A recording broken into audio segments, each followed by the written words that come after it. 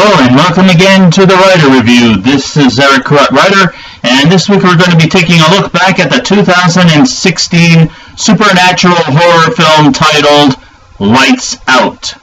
Now, Lights Out runs for 81 minutes long. It is directed by David Sandberg. It is produced by a guy who has done all kinds of horror movies in the modern era. He's a familiar name, I'm sure you've heard of him, James Wan, along with Lawrence Gray and Eric Heiserer. The script was also written by Eric Heiserer. The score was done by Benjamin Wallfish, the cinematography by Mark Spicer, and the editing was done by Kirk Morey and Michael Aller.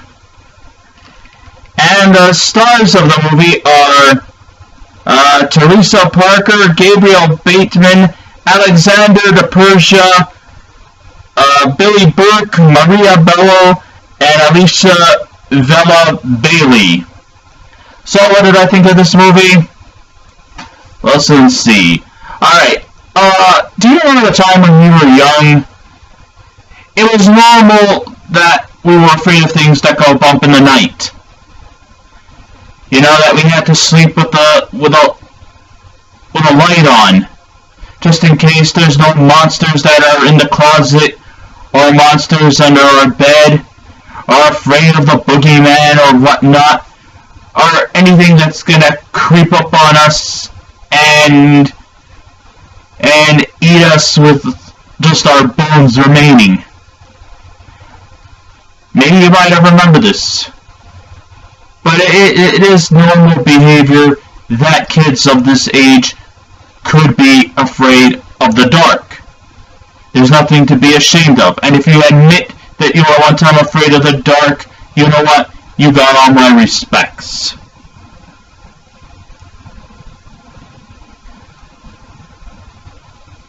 So, as we get older, we adult up and try to overcome our fears and manifestations and expunge all that nonsense. But in reality, dark isn't necessarily the scary things, but the things that come when only it is dark. The slightest house-settling noise could certainly send chills down our spines. And if that doesn't make one hide from under the covers, well, how about a freaky, wiry-haired silhouette gazing down at you from a nearby doorway? And once you turn the lights on, it disappears. This clearly personifies our leading antagonist in this movie, Lights Out, which I will, of course, further explain as I go along. The aforementioned spook in the terror is the topic from the directing debut of David F. Sandberg, his 2016 horror film Lights Out. Originally, Lights Out was a small, short film that can be seen on YouTube. I don't remember if it's still there or not, but I remember seeing it, and, you know, to be honest with you, I was kind of creeped out by it. So, now all of a sudden, after the success and the ratings from this YouTube video, I guess the filmmakers decided, hey, let's make it into a full-blown feature-length movie. Why not? Everybody needs to take some risks here and there. So, I guess Mr. Sandberg decided, hey, let's go for it. So the movie Lights Out, the creepy figure feeling nightmares galore is an evil demonic spirit named Diana, who was, of course, a longtime friend of a mentally unstable mother named Sophie, played by Maria Bello. Diana and her knew each other, tracing all the way back to when Sophie and Diana were in a mental institute. Diana, sadly, of course, died from a very rare kind of neurosis, which she is sensitive towards light, and her illness was, evaluated by psychiatrists who did some kind of experiment. It went awry. Sadly, Diana died. But did she go in peace? Hell no. Diana has been haunting Sophie and her family for many, many years. And she just never seems to go away. It's just that wherever Sophie goes, Diane is still with her. And she is just on a path of vengeance. Anybody who tries to divide her and Sophie, well, let's just say, I hope your house is filled up with light bulbs, because these guys are going to need it, because she is on a rampage. She is on a rampage, and she is not going to go down without a fight.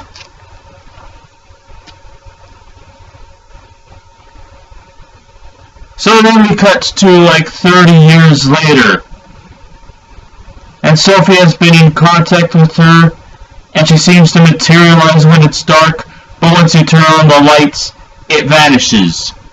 The first time we meet Diana was when I believe Rebecca and Martin's stepfather, played by Billy Burke, he's finishing his work, closing up shop, and he tells his assistant, or if it's his receptionist, to, turn the lights out. Of course, when she turns the lights out, she has this funny suspicion that somebody's lurking within the horizons.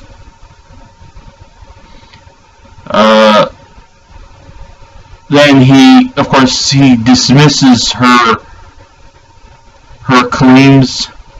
So then he goes to investigate, and surely enough, the poor guy gets annihilated by Diana. So that's the first time we actually meet her. So she's not only just an evil demonic spirit, she is an avenging demonic spirit, the worst kinds. When you turn the lights off, she will appear. When you turn the lights on, she will disappear. And when you turn the lights off again, she will get closer to you, until she finally has you in your place. That's just how demonic she is.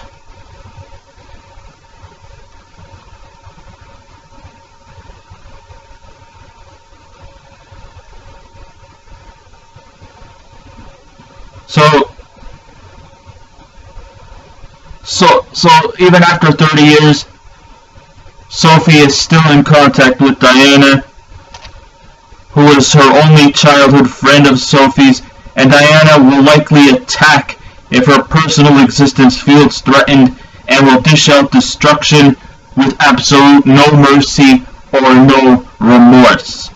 So although she is a powerful force to be reckoned with, she still has a sensitivity towards light, and the only way to avoid her vengeance is to stay out of the shadows. So this kind of leads us up to who our leading protagonists are. Sophie was once wed to someone, but he left her several years ago, and has 2 offsprings from her marriage. She has an adult daughter named Rebecca, played by Teresa Palmer, who has finally been emancipated from her mother and to, in some case, Diana's wrath. She is now grown up. She is now moving in with her new boyfriend. His name is Brett, played by Alexander de Persia. They're now staying in an apartment, and they just simply want to get away from her, and get away from her as soon as possible. So that means that Sophie is left in that house alone with her spirit friend and her other child, her son Martin, played by Gabriel Bateman. Poor kid. You know, one thing I just don't understand is, why is he under the same roof as Sophie? It's obvious that Sophie is definitely not cut for Mother of the Year. Yes, I know that in this day and age, single mothers are more championed than married couples. But if this is the case where you can actually champion this mentally unstable mother raising this poor unfortunate kid who's stuck in the middle of this precarious situation, that kind of puts a bit of a sickness to my stomach. And that's definitely a pain that I could clearly do without. But nonetheless, she is under his roof, but he just doesn't feel safe.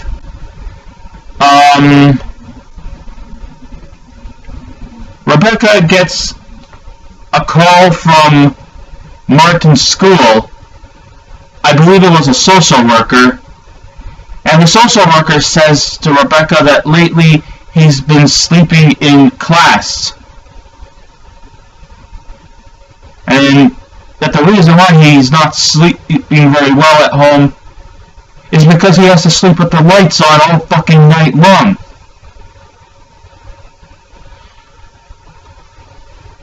So then Rebecca goes over to her house to check out on both Sophie and Martin, and she asks Martin why he's not focused in classroom and why he's sleeping in the classroom. Martin claims it's because his mother keeps him awake all night talking to Diana.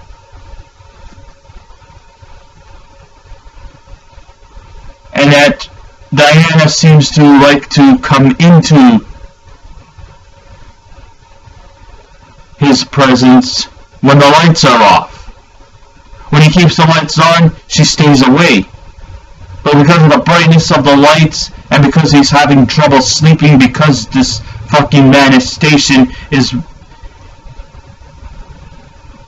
out to create evil, he's just not focused. He's not safe. It's bad enough that his mother is mentally unstable. It's even worse that she's talking to evil demons. And the thing is that Rebecca is not like telling him that this is bullshit and that you should get over yourself. You're 12, 13 years old. Get over it.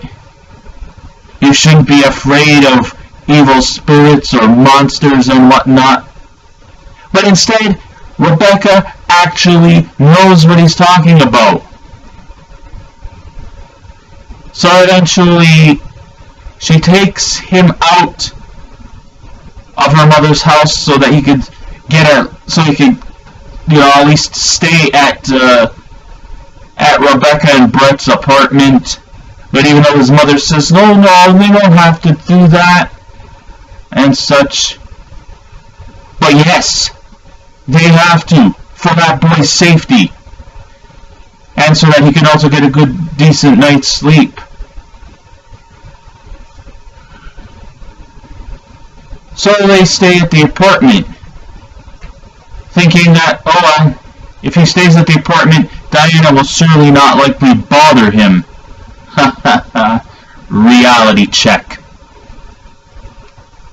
Oh yes. Diana's fun should not be spoiled just because one person's been deprived of her in the house. No. She is bound to get Martin, just like for many years he was trying to get Rebecca. So it seems like wherever they go, Diana is sure to follow.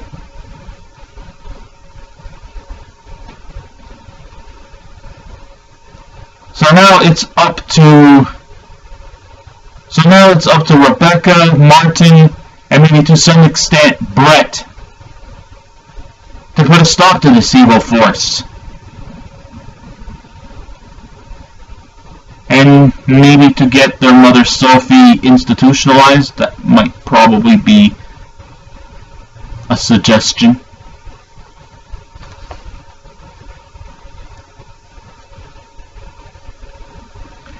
So everything that Rebecca has encountered with when she was young, Martin is now facing the same consequences. When Martin tells Rebecca that Sophie is conversing to a spirit, Rebecca and Martin, they move into their place to keep him safe from possible evil lurking in the home.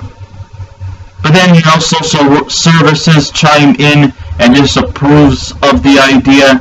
So then Rebecca returns to their home and confront the evil presence that's terrorized her when she was young. Like I mentioned before, this movie was originally based off of a short film by David Sandberg. The material has been successfully expanded to the 81-minute mark. And though considered short by movie standards, it's actually the contrast that leads to the archaic philosophical statement of less means more. And by saying that, it never comes truer to this movie. First of all, I have a lot of praise and respect for this movie because it just goes straight on with the story and it doesn't go back on its delivery and it doesn't cut corners in any way possible to expose out all there is to have. And it even might even have you freaking out sometimes. It'll leave even strong people emotionally scarred. And the final scenes are definitely very chilling, and it stays its way throughout, and no cliches padded on. Even a flashback of Sophie's childhood memory with Diane definitely has an effective moment where you can feel a bit of sympathy and remorse to both Sophie and Diane. Yes, even though Diane is a vengeful evil spirit, it's a shame that she died young, and it's a shame that she has decided to keep carrying on with her wrath of evil, and knowing that their childhood past was not a memorable one. Still, there is a little bit of room in your heart to take sorry for her. I can't take full apologies because she's evil and she's vengeful, but at the same time, you also have to sort of take some form of sympathy towards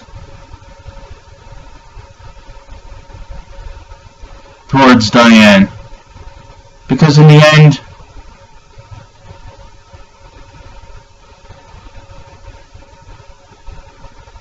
she's just a really, really disturbed spirit who has never been able to live the fulfilled life that she probably soulfully wanted. And that her only friend she ever had was Sophie, and she just doesn't want to let go.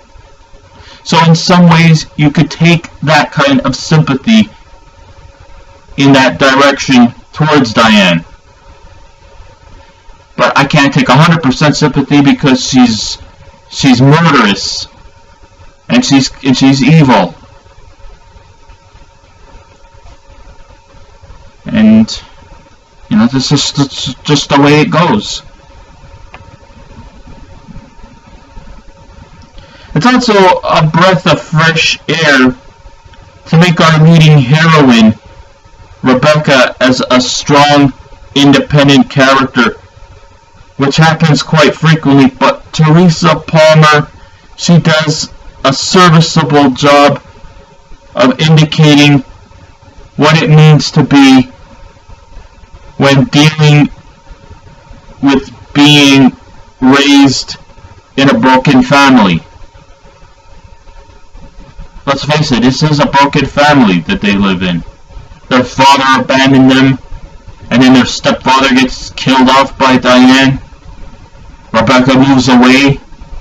Martin is under the care of a mentally unstable mother who still converses with an evil spirit, and the evil spirit won't leave them alone, won't leave him alone,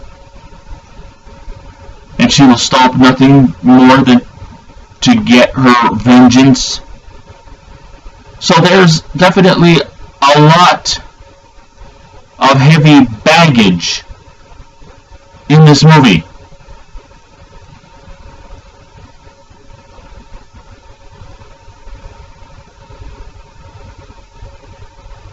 But at least, you know, it's good that our protagonist, Rebecca, is a very brave soul.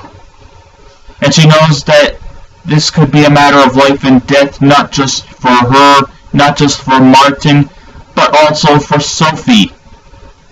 Because the only time this family will at least have some form of disclosure from these evil presence is to have to destroy Diana. And I don't think we can call Ghostbusters on that.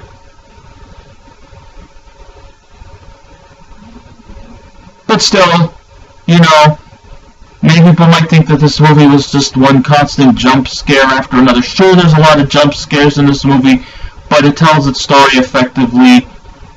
And, you know, it does actually go by the term of less means more. And I think it did a formidable job to go from a short 8-minute YouTube video to becoming a full-length motion picture. I gotta say, good job to director David Sandberg. And also the production values too should go hats off to James Wan and company. So I have to admit, the acting was actually pretty good, pretty well, pretty effective. Okay, it's not gonna win Oscars. It's not gonna change your life forever. It might make you reconsider to think twice before turning the lights off before going to bed at night, expecting the unexpected. But at least, you know, it gets its message across and it plays it off very, very effectively. So the film of this genre and situations has definitely been done to death. Lights Out is also guarded with a PG-13 banter, which means there will be jump scares aplenty, but the movie is still a cut above other horror films and with its effective use of lighting and darkness, which definitely keeps the story alive while your heart is palpitating and while the scenarios succeeds to make things all the more unsettling.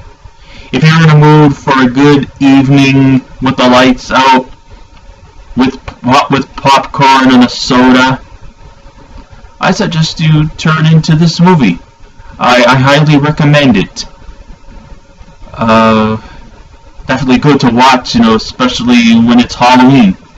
But you could still watch it anytime you like, because if you're in the mood for a good scare, I suggest you turn into Lights Out. And you can actually watch this movie with the lights out. So if I was to give this a scale out of 10 light bulbs, I give Lights Out 8 light bulbs. I highly recommend it. So I guess this ends my rider review. Thank you all for listening in. If you wish to subscribe to my channel, please feel free to do so. If you wish to leave a comment, go right ahead. But just remember, be kind, be courteous, and don't be rude. And I will be back again with another movie review. So until next time, this is Eric Wright Writer saying keep watching those movies, and I'll see you around. Goodbye.